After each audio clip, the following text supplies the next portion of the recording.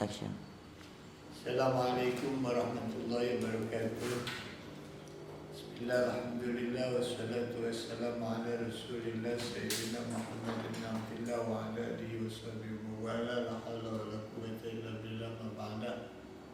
Yang senantiasa saya hormati dan semoga Allah Subhanahu wa ta'ala dirahmati dan diberkahi seluruh mahasiswa semester 1 dari semua prodi UNU Cirebon dimanapun Anda berada. Pertama-tama mari kita panjatkan puji syukur kehadirat Allah Subhanahu wa ta'ala yang alhamdulillah pada pagi hari ini kita dapat tayang dalam konteks mengikuti secara bersama-sama materi keilmuan atau keaswajahan. Mudah-mudahan kebersamaan kita pada pagi hari ini senantiasa mendapatkan berkah sekaligus mudah-mudahan ridho dari Allah Subhanahu wa ta'ala. Kedua kalinya salawat dan salam semoga Allah Subhanahu wa ta'ala disampaikan kepada junjungan kita Nabi besar Muhammad sallallahu alaihi wasallam, tentu saja dengan harapan mudah-mudahan kelak kita mendapatkan syafaatil uzma dari baginda kita Nabi Muhammad sallallahu alaihi wasallam. Teman-teman mahasiswa yang senantiasa dibanggakan, materi yang ketujuh nanti dilanjutkan 30 menit berikutnya adalah yang ke-8, adalah materi dengan judul kepemimpinan negara dalam perspektif Nahdlatul Ulama. Sahabat-sahabat sekalian, menjadi penting bagi kita untuk dapat memahami secara detail gambarannya sang presiden dalam perspektif agama. Dalam pandangan keagamaan Nahdlatul Ulama, posisi presiden itu amatlah vital, amatlah penting. Ya. Kenapa amat vital dan kenapa amat penting?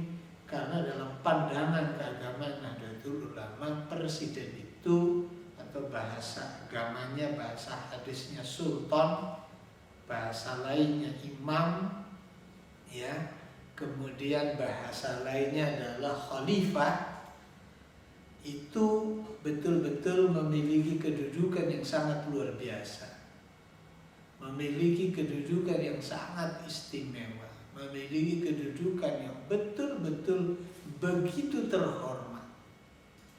Ya, saking luar biasanya dan saking terhormatnya, saking mulianya. Di dalam sebuah hadis Nabi mengatakan, ya, kata Nabi, as-sultan dzillullah fid dunya. Faman akramahu akramahullah wa man ahanahu ahanahullah. Sultan, ini bahasa hadis yang ini nih, yang riwayat ini, yang artinya adalah presiden, itu zillullah fid dunya, laksana payung yang Allah turunkan, payungnya Allah di muka bumi. Faman akramahu akramahullah, barang siapa yang memuliakannya, barang siapa yang menghormatinya, barang siapa yang tentu menempatkannya pada tempatnya yang seproporsional mungkin, maka ia akan Allah muliakan. Tetapi sebaliknya, barang siapa yang menghina-binakan, barang siapa yang tidak pernah menempatkannya pada tempatnya yang sesungguhnya, yang tidak pernah menghargainya sebagai orang yang dalam posisi mewakili laksana payung Allah, maka Allah akan menghina-binakan juga yang bersangkutan.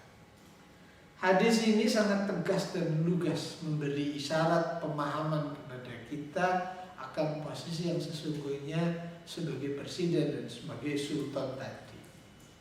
Ya, yaitu zillullah, laksana payung bagi Allah di muka bumi ini. Yang dimaksud sebagai payung itu, payung dalam konteks apa? Dalam konteks kita tentu sebagai penghuni planet bumi ini. Ya. sebagai yang mengatur, sebagai yang mendistribusikan, sebagai yang ikut menata dan seterusnya dan seterusnya. Tangan-tangan Allah di muka bumi ini adalah sultan. Makanya menjadi tidak heran kalau kemudian pada kesempatan yang berbeda Nabi misalnya mengatakan alaikum bis-sam'i wa ta'ah wa in ambarakum amdun habasyiyun. Kalian wajib mendengar dan kalian wajib taat meskipun yang memimpin dari kalian adalah seorang hamba sahaya. Jadi keharusan taat, keharusan mendengar, keharusan menghormati itu harga mati. Tidak bisa ditawar-tawar lagi. Tidak peduli yang kemudian menjadi presiden itu siapa, tidak peduli yang menjadi imam itu siapa, tidak peduli yang memimpin itu siapa. Faktanya bahwa ia adalah sebagai pemimpin kita misalnya, atau sebagai pemimpin kalian. Makanya menjadi tidak heran juga kalau kemudian dalam kesempatan yang berbeda Nabi memberikan pilihan itu hanya dua, kun imaman atau ma'muman wala takun salisan jazuan. Jadilah kamu sebagai imam kalau kamu mampu, kalau kamu bisa, kalau kamu memenuhi kompetensi yang sesungguhnya, kalau kamu dipilih, tentunya begitu. Kalau tidak, maka tidak ada pilihan lain kecuali makmum, atau kamu menjadi makmum, kamu menjadi rakyat, kamu menjadi yang dipimpin. Kamu menjadi orang yang mendengarkan, bukan didengar. Kamu menjadi orang yang taat, bukan ditaati. Wala takun salisan jazua, pilihan berikutnya larangan yang selanjutnya itu larangan dari Nabi, wala takun salisan jazua. Dan jangan sekali-kali kamu menjadi yang ketiga. Cukup dua saja. Yang ketiga itu adalah yang ngeribedi kanan kiri. Itu gak boleh. Itu larangan. Itu haram. Bahkan itu bisa menjadi dosa besar. Sahabat-sahabat mahasiswa yang senantiasa dibanggakan dan senantiasa dirahmati dan semoga dirahmati dan diberkahi oleh Allah Subhanahu wa ta'ala. Tidak heran pula kalau kemudian dalam kesempatan yang berbeda Nabi kemudian Allah Subhanahu wa ta'ala menfirmankan kepada Kanjeng Nabi Muhammad sallallahu alaihi wasallam, ya ayyuhalladzina amanu atii'ullaha wa atii'ur rasula wa ulil amri minkum. Wahai orang-orang yang beriman, taatlah kalian semuanya kepada Allah dan taatlah kalian semuanya kepada utusan Allah dan taatlah kalian semuanya kepada yang memerintah dari kalian. Kalimatnya menjadi tegas. Yang pertama adalah ada kalimat ya ayyuhalladzina amanu, imbauannya kepada orang-orang yang beriman. Jadi artinya bahwa yang tidak beriman bukan berarti kemudian tidak dihimbau, tetapi tahapan pelaksanaannya adalah iman dulu, baru setelah itu kemudian mendapatkan himbauan lanjutan dari firman ini. Allah diperintahkan untuk taat kepada Allah. Lah, kalau sudah bisa taat kepada Allah maka dipastikan bisa taat Rasul, taat kepada utusan Allah. Dan kalau sudah bisa taat kepada utusan Allah sebagai kelanjutan dari taat kepada Allah, wa ulil amri, taat kepada yang memerintah dari kalian semua. Ini maknanya panjang sekali. Ini maknanya luas sekali. Keharusan kita taat kepada utusan Allah di mana ia merupakan sebagai manifestasi dari taat kepada Allah, dan taat kepada ulil amri adalah di samping sebagai manifestasi kita bukti taat kepada utusan-utusan Allah, ya. Dengan bukti apa? Dengan bukti ada hadis yang disampaikan oleh Kanjeng Nabi dalam riwayat Al-Bukhari di dalam kitab Mukhtar hadis misalnya.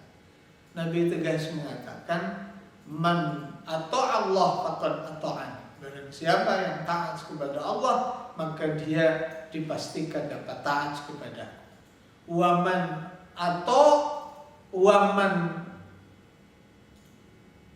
asallah wa man asani faqad asallah. Dan barang siapa yang tidak mau taat kepadaku, maka sejatinya ia tidak taat kepada Allah Subhanahu wa taala. Wa man ata'ani faqad ata'a ulil amri. Wa man ata'a ulil amri faqad ata'ani. Mohon maaf kembali. Barang siapa yang taat kepada yang memerintah dari kalian, maka sejatinya ia telah taat kepadaku.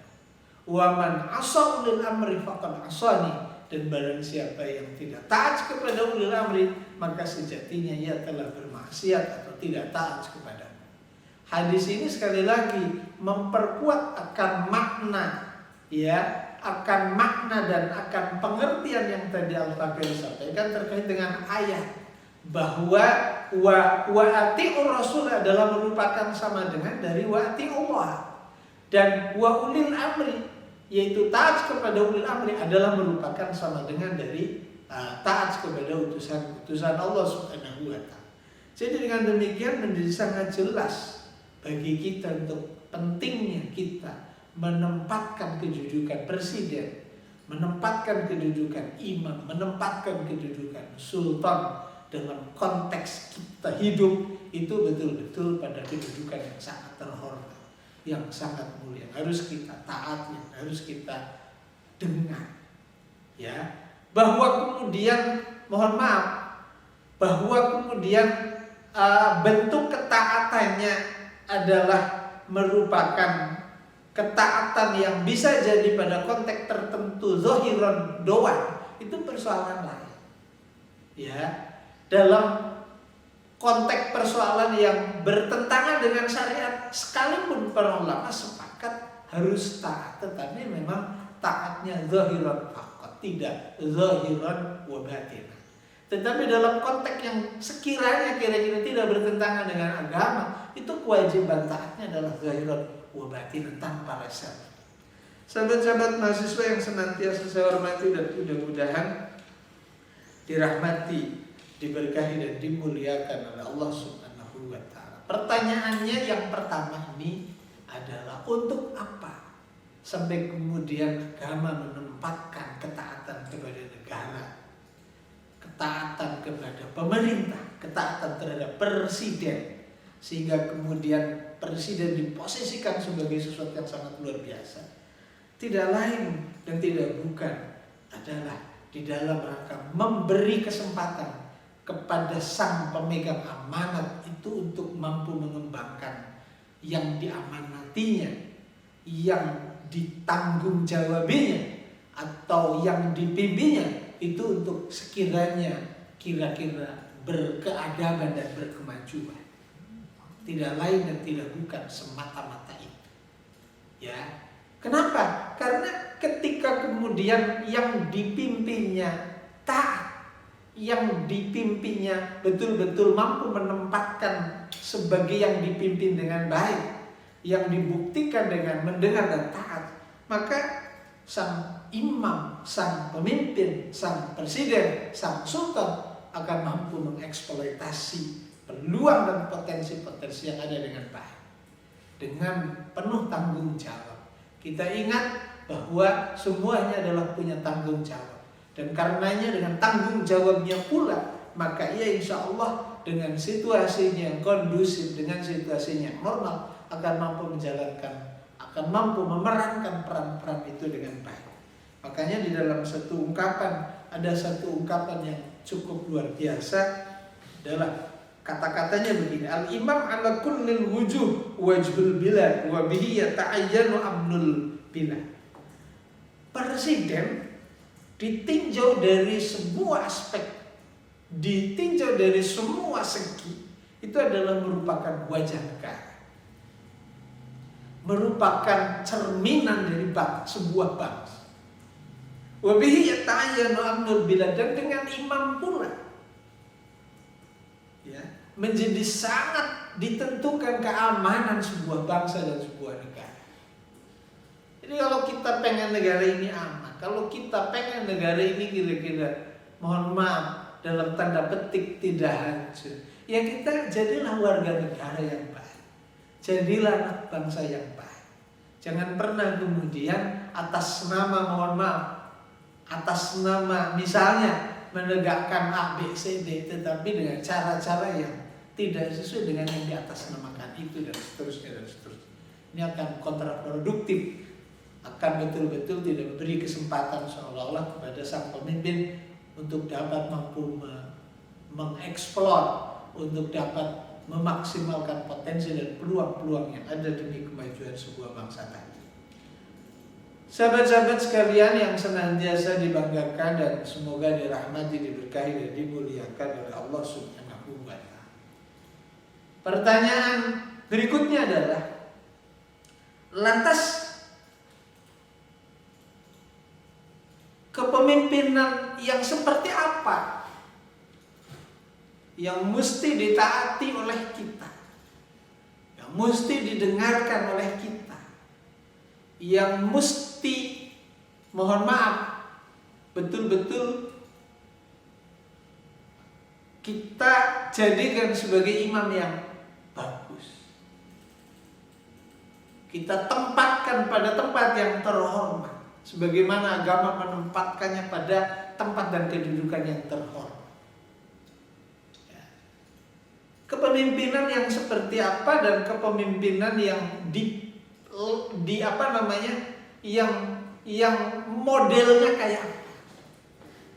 Sahabat-sahabat sekalian yang dibanggakan, perlu Anda pahami bahwa proses legitimasinya kepemimpinan di dalam sebuah bangsa, di dalam sebuah negara, itu pilihannya satu dari tiga. Agama betul-betul memberi contoh kepada kita sebagai kaum agamawan, sebagai generasi yang hidup di akhir zaman, itu memberikan contohnya tiga. Contoh yang pertama adalah yang dikenal dengan istikhlafi imam yang qablahu. Proses pergantian dengan cara ditunjuk oleh pemimpin yang sebelumnya.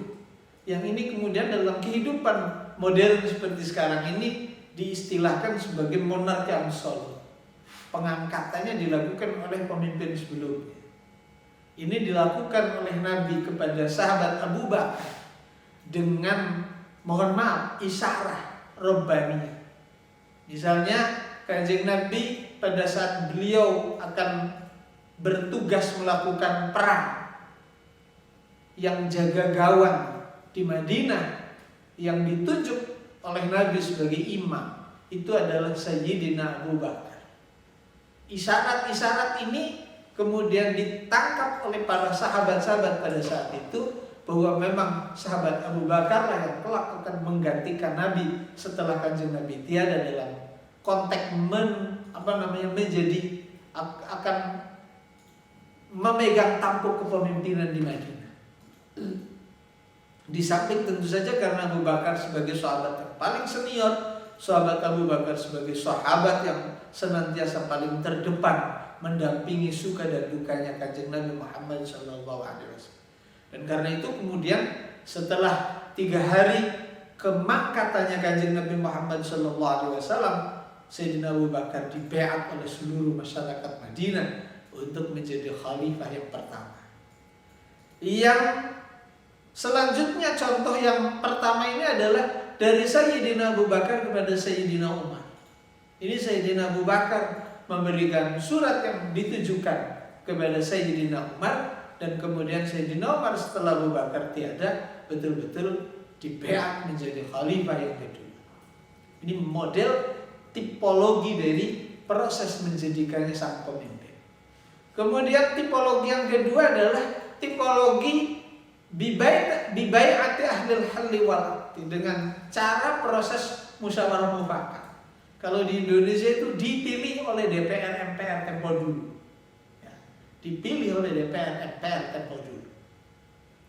Misalnya Pak Karno periode yang berikutnya, Pak Harto periode yang berikutnya, dan sampai Gus Dur terakhir, itu beliau menjadi pemimpin legal dalam prosesnya menurut perspektif agama adalah melalui proses bai'atu ahlul halli wal aqdi.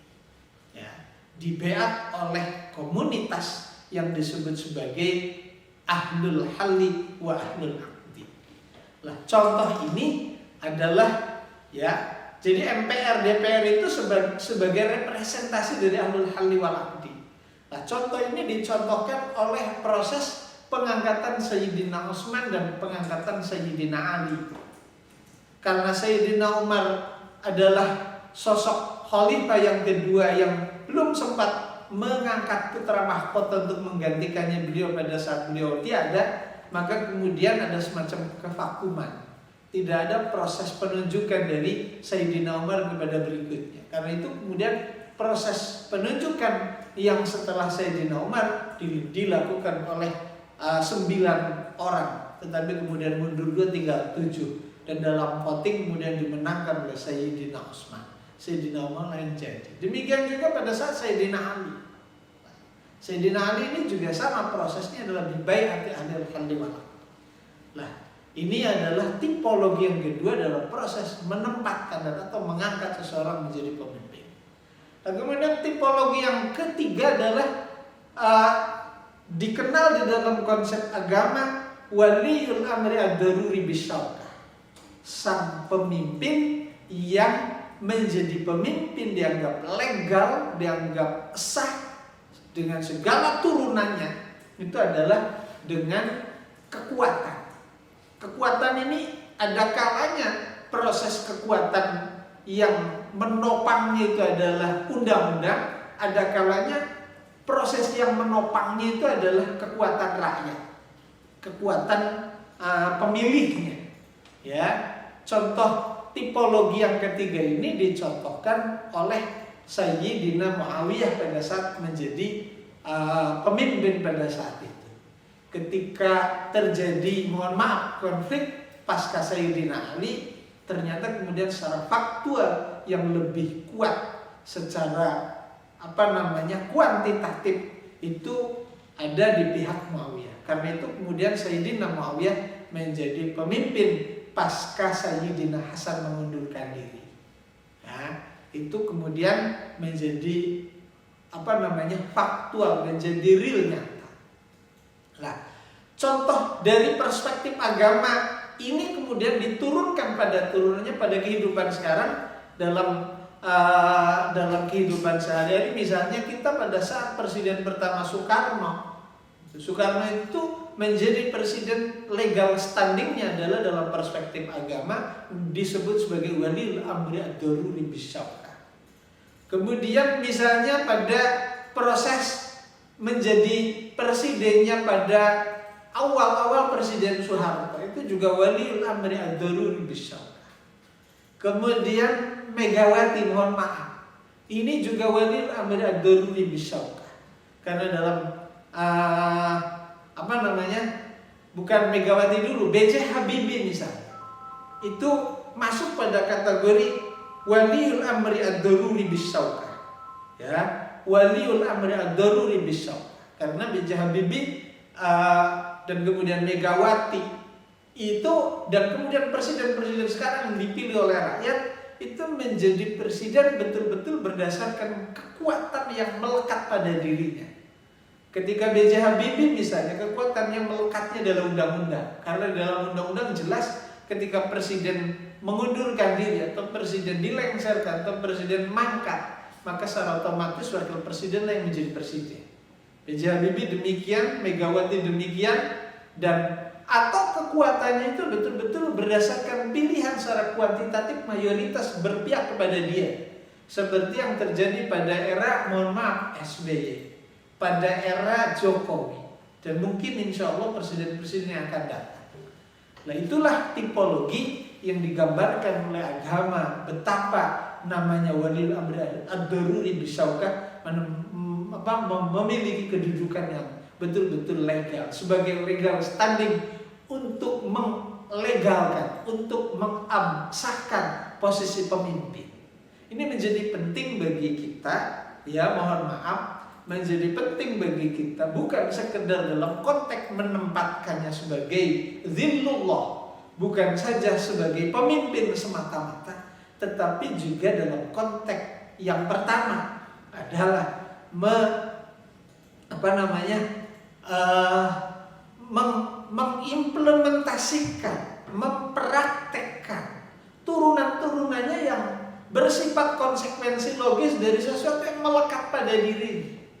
Kita tahu bahwa ketika sang pemimpin tidak kita legalkan dalam perspektif agama, maka turunannya juga tidak akan legal. Turunannya tidak akan sah. Turunannya tidak akan absah. Nah, itu. Makanya Nahdlatul Ulama di awal-awal berdirinya negara Republik Indonesia buru-buru memberikan semak, buru-buru memberikan, mohon maaf, membuat legal standing kepada Presiden Soekarno sebagai wali amr Nurul Bisyauka, mengingat tadi turunan yang akan muncul dari sang presiden kita itu apa? Salah satunya adalah soal perwalian. Kita tahu bahwa di dalam hadis tegas disebutkan oleh Nabi, al-hakim waliyyu man la waliya. Hakim itu adalah merupakan wali bagi seorang perempuan yang tidak memiliki wali. Jadi kalau tidak legal ya tidak legal turunannya. Kira-kira begitu. Kalau tidak sah ya tidak sah turunannya. Repot itu. Makanya kita harus betul-betul konsisten menyikapi. Demikian yang dapat Al-Fakir sampaikan pada materi yang ketujuh ini dengan judul Kepemimpinan Negara dalam Perspektif Nahdlatul Ulama. Mudah-mudahan bisa dipahami dengan baik. Untuk yang kurang jelas dan kurang paham atau bisa jadi kurang sepakat, boleh diskusi via WA atau via darat, dipersilakan. Demikian, wallahu minkum wallahul muwaffiq ila aqwamit thoriq. Assalamualaikum warahmatullahi wabarakatuh.